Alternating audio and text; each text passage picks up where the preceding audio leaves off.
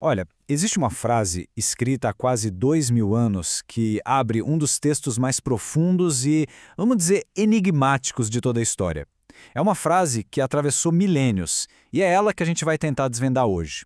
A nossa análise começa aqui, com essa frase monumental: no princípio era o Verbo. Pensa só, em poucas palavras, a gente já sente um peso, um mistério, que meio que convida a gente a ir mais fundo. E aí vem a grande pergunta, né? A palavra verbo aqui, claro, não tem nada a ver com aula de português. É algo muito maior, algo cósmico. Então, o que, ou melhor, quem é o verbo? Bora investigar isso.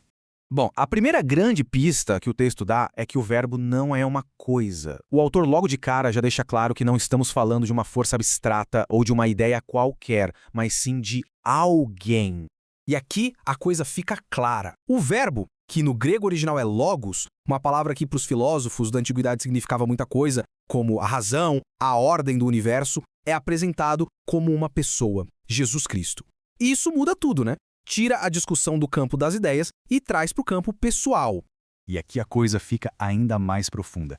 O verbo estava com Deus, o que sugere que são distintos, que existe uma relação ali. Mas, ao mesmo tempo, o texto diz que o verbo era Deus, indicando que são um só na sua essência. É um paradoxo poderoso, não é?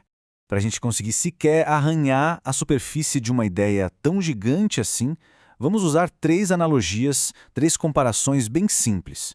Elas vão ajudar a gente a enxergar melhor o que o texto quer dizer sobre a natureza do verbo. Então, a primeira ideia-chave é eternidade. Repara só, o texto não fala no princípio, o verbo foi criado. Não. Ele diz no princípio, o verbo era. Isso dá a entender que ele não tem um começo. Ele simplesmente sempre existiu. E essa analogia do sol e da luz é perfeita para isso. Pensa bem, dá para imaginar o sol sem a luz dele? Não dá, né? Uma coisa não existe sem a outra, elas sempre estiveram juntas. É mais ou menos essa relação que o texto está sugerindo entre Deus e o verbo. E o próprio texto bate nessa tecla de novo.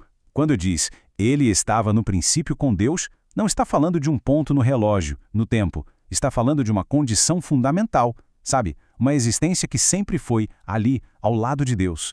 Beleza, vamos para a segunda ideia, que é tão forte quanto a primeira. O verbo não é só eterno. Ele é também a força criativa por trás de tudo o que existe. Essa analogia do arquiteto é ótima. Não é só alguém que desenha a planta de um prédio. É como se a própria visão desse arquiteto, o próprio pensamento dele, fizesse a cidade inteira aparecer. Ou seja, o universo não foi só uma obra feita pelo verbo, mas sim uma obra que veio à existência através dele. E o texto aqui é super direto, não deixa margem para dúvida, é uma afirmação categórica. Tudo, absolutamente tudo que existe, só existe por causa do verbo. Isso coloca ele no centro de todo o cosmos. E agora a terceira ideia, que conecta o verbo a duas coisas fundamentais para nós: vida e luz. A ideia aqui é que a própria fonte de toda a vida está nele. Essa imagem do farol é, muito forte. Imagina um feixe de luz potente cortando a escuridão de uma tempestade, sabe? Dando direção, esperança para quem está perdido no mar.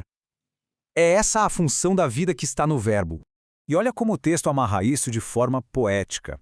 A vida que está nele não é só existir. Essa vida é a própria luz que ilumina a humanidade. É uma declaração sobre propósito, sobre esperança. Certo. Mas aí o texto introduz um conflito. Porque se existe essa luz, essa vida toda, o que acontece quando ela encontra o seu oposto? As trevas. A dinâmica apresentada aqui é bem interessante. A luz tem uma ação, ela brilha, é ativa. Já as trevas, elas são mostradas como algo que não consegue reagir. Elas não conseguem superar a luz, não conseguem apagá-la, e olha que interessante, não conseguem nem compreendê-la. Essa frase final da passagem é o arremate de tudo, e ela é cheia de peso. Pensa nisso. A luz não precisa fazer força para brilhar no escuro. Ela simplesmente brilha. O foco todo está na total incapacidade das trevas de fazerem qualquer coisa contra ela. E aqui tem um detalhe que é a cereja do bolo, talvez a parte mais profunda de todas. A palavra original no grego que foi traduzida como superar ou prevalecer, ela também pode significar compreender, captar. Isso quer dizer que a derrota das trevas não é só uma questão de força, é uma questão de percepção. As trevas literalmente não conseguem entender o que é a luz. E isso tudo nos leva a uma última pergunta, para a gente ficar pensando. Se essa luz continua brilhando hoje, como o texto diz, o que será que significa, nos dias atuais, essa ideia das trevas não compreenderem a luz? É uma pergunta que atravessa os séculos e chega até nós.